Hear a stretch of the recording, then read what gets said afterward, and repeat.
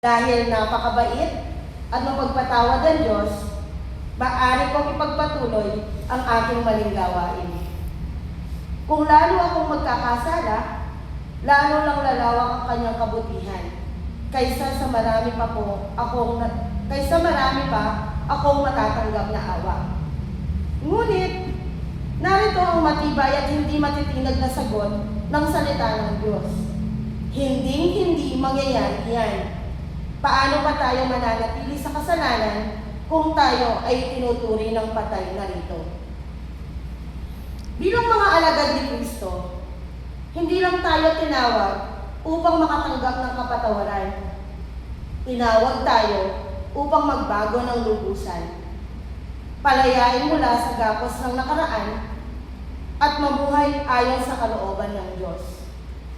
Ang sermon na ito ang siyang pundasyon ng tunay na disciple. Ang pagbabago ng ating pagkatao, hindi lamang sa panlabas na anyo, kundi pati na rin sa kaibuturan ng ating puso at isipan. Hayaan niyo po akong bigyan ng title na Patay sa Kasalanan, Buhay na Buhay para sa Diyos. May tatlong katotohanan ang gustong ipabatid sa atin ng ating binasa. Unang katotohanan, namatay tayo at muling nabuhay kasama ni Kristo. Ano nga ba ang ibig sabihin ng lubusan? Na-mention po kanina ang word na baptism or baptismo. Ang binyag ay hindi isang seremonyal o ritual lang. Ito ay isang makahulugang simbolo ng ating pakikibahagi sa buhay at gawain ni Kristo.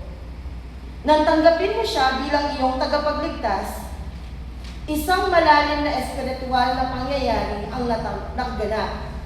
Ang iyong dating pagkatao, ang tinawag na lumang tao, ay namatay kasama ni Kristo sa krus.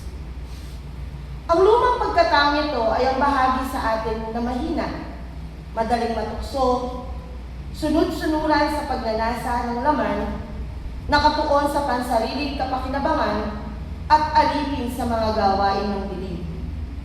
Dahil ito ay namatay na, wala na itong legal na karapatan, kapangyarihan, o otoridad na namuo o na namuno sa iyong buhay ngayon.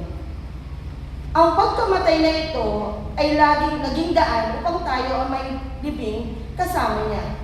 Ibig sabihin, ang kasalanan, kahihiyan, bigat ng nakaraan ay nilibing kasama niya at hindi na dapat muling hukayin o buhayin pa. At dahil muling binuhay ni Kristo sa pamamagitan ng Ama ang kanyang walang kapantay na kapangyarihan, tayo rin ay binigyan ng bagong buhay. Isang buhay na may bagong kalikasan, bagong pag-asa, at bagong layunin. Hindi na ito ang buhay na kontrolado ng kasalanan, kundi buhay na pinagmumulan ng Espiritu Santo. Isipin mo ang isang matandang bahay na itinayo sa mabato at mahinang lupa.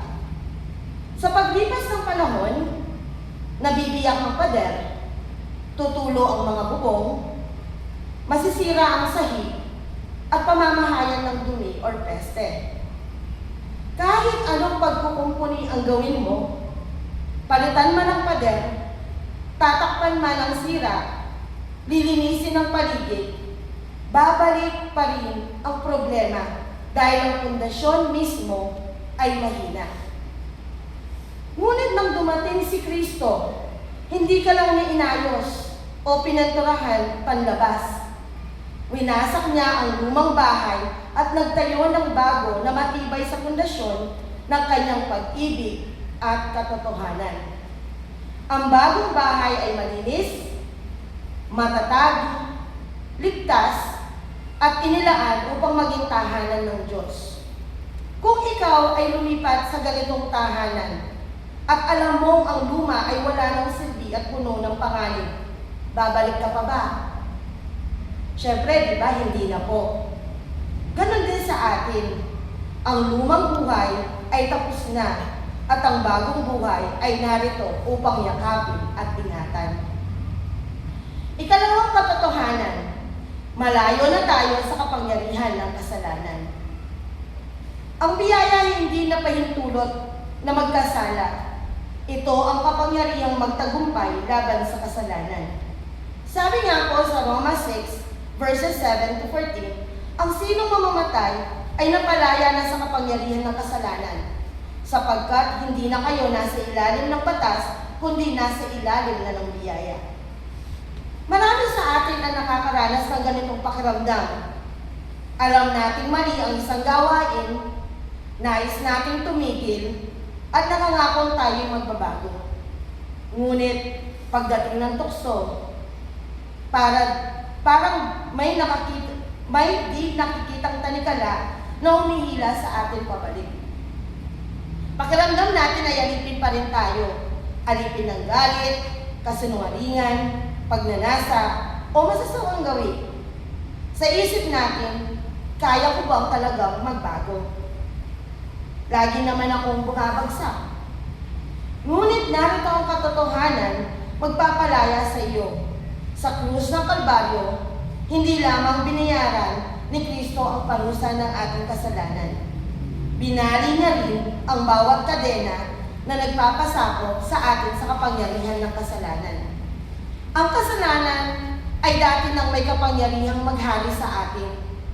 Ngunit ngayon, dahil sa ating pakikiisa kay Kristo, ang kapangyarihang ito ay winasak na. Ang pariralang nasa ilalim ng biyaya ay madalas na maling maunawaan.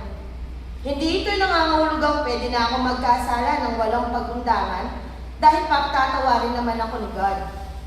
Sa halip, ang nasa ilalim na biyaya ay nangangahulugang hindi ka na umasa sa iyong sariling lakas o pagsisikap upang maging matuwid. Umaasa ka sa lakas at kapangyarihan ng Diyos na binigay niya sa pamamagitan ng kanyang biyaya.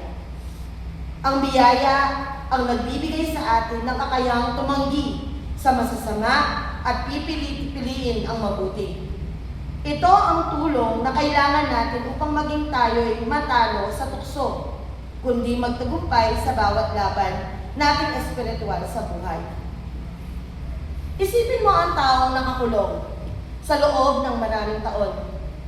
Sa loob ng maraming mahabang panahon, nasanay na siya sa mga tanikala, sa makitid na selda, at sa mga patakaran ng kulungan.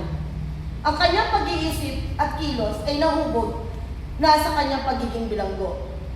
Ngunit isang araw, binigyan siya ng ganap na kalayaan. Ang mga tanikala ay tinanggal, ang mga pinto ng selda ay binuksan, at siya ay pinalaya ng walang kondisyon. Ano ang gagawin ng isang taong pinalaya? Babalik pa ba siya sa loob ng kulungan? Isusuot muli ang tanikala at isasarang muli ang pinto ng kanyang sarili? Siyempre hindi na.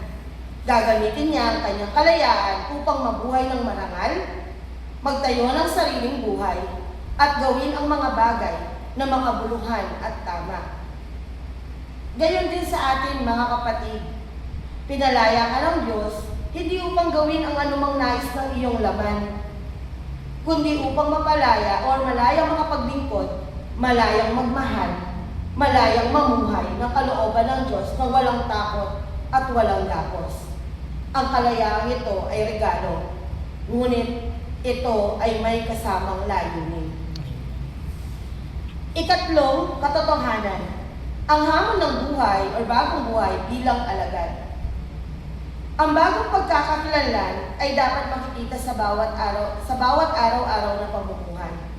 Sabi nga sa Romans 6, verse 11, kaya't itinuring ninyo ang inyong sarili na patay na sa kasalanan, ngunit buhay na buhay para sa Diyos sa pamamagitan ng pakikiisa kay Kristo Jesus. Ang sarili tang itinuring ay nangangahulugang kilalanin, tanggapin, maniwala ng buong puso at isabuhay ang katotohanan nito.